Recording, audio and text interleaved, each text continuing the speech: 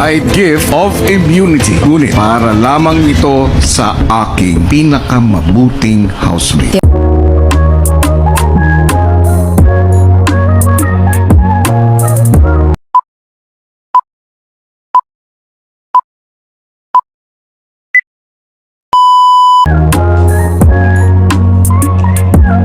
Sa bagong update ng Pinoy Big Brother, may dalawang gift of immunity na ibigay si Kuya sa pinakamabuting housemates. Ang ibig sabihin ng immunity gift na yun ay magiging ligtas sila sa nominasyon sa linggong ito.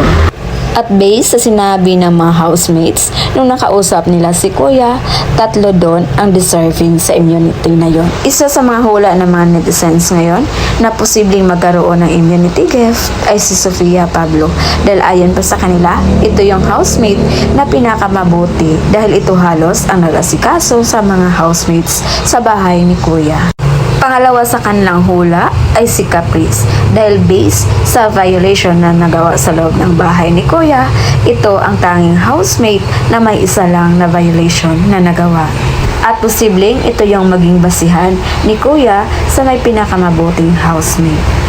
Pangatlo sa naging hula nila ay si Heath dahil ayon pa sa mga netizens, napaka-selfless ni Heath at napaka-genuine nito. Gaya nung sinabi nito na kaya niyang mag-step down para lang kay Lee. Pero guys, ang lahat ng ito ay hula lang ng mga netizens. Hindi pa rin natin alam kung sino ba talaga ang deserving na magkaroon ng immunity gift. Kaya sa tingin nyo guys, sino kaya ang karapat-dapat sa mga housemates na nasa loob ng bahay ni Kuya ang magkaroon ng immunity gift? Just comment down below. And again, this is Vinol's TV. Thank you for watching.